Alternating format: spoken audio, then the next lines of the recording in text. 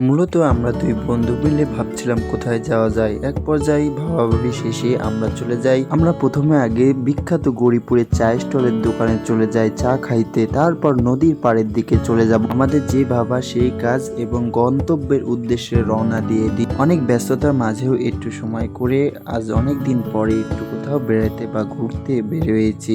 আমার সাথে যিনি আছেন আমার ফ্রেন্ড হৃদয়, তিনি অনেক টাট্টু ঘোড়ার মতো মোটরসাইকেলটি টেনে চলে যাচ্ছেন গন্তব্যের উদ্দেশ্যে। আমাদের ফ্রেন্ড সার্কেলের আর আগের মতন ঘোরাঘুরি করা হয় না, অনেক ব্যস্ততা হয়ে গিয়েছি, অনেক বিজি মানুষ হয়ে গেছি আমরা। যার যার কাজকর্ম, যার যার সংসার জীবন নিয়ে সেই ব্যস্ত হয়ে গিয়েছি আমরা।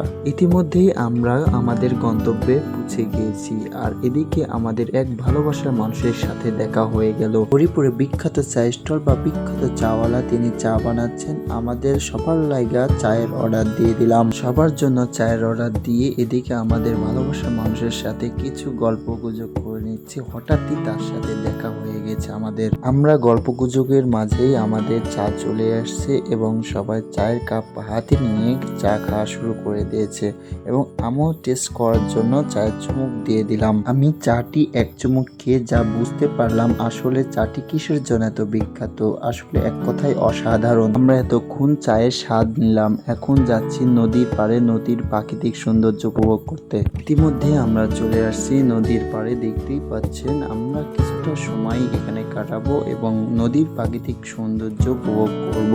এদিকে আমার বন্ধু নদীর পাড়ে না আসতেই আমাকে বলতেছে, তোর চা স্টলে বিল দেওয়ার কথা ছিল কিন্তু আমি ভুলে দিয়ে দিয়েছি, তোর খাওয়ানোর কথা ছিল কিন্তু। এই কথা শুনে আমি একটু হেসেই ফেললাম।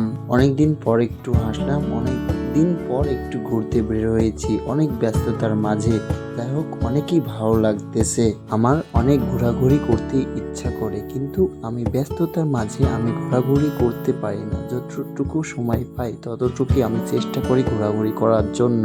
অনেক সুন্দর একটি দৃশ্য, বেলা গড়িয়ে সন্ধ্যা হয়ে যাচ্ছে তার ভাব বুঝিয়ে দিচ্ছে। এক জায়গায় দাঁড়িয়ে থাকতে আমাদের ভালো লাগছিল না, তাই সামনের দিকে আগাচ্ছিলাম। দেখি এক ভাই তার ফ্যামিলি নিয়ে গ্রুপ সেলফি তুলতেছে। এদিকে দেখি আবার আমাদের পাশ দিয়ে এক ঝাঁক চমলক্ষ বাহিনী চলে গেল। তাদের মতন তারা চলে গেল এবং আমাদের মতন আমরা ঘুরতে লাগলাম। যাই হোক, অনেক ঘোরাঘুরি হলো, অনেক আড্ডা হলো, অনেক গল্প হলো। এবার বেলা গড়িয়ে সন্ধ্যা হলো, আমাদের এবার বাসার দিকে যাওয়ার পালা। যাই হোক, এখন আমরা বাসার দিকে রওনা দিয়ে দিয়েছি। ভিডিও ভালো লাগলে লাইক কমেন্ট শেয়ার করবেন, ইউটিউব চ্যানেলটি সাবস্ক্রাইব করে দেবেন। আসসালামু আলাইকুম।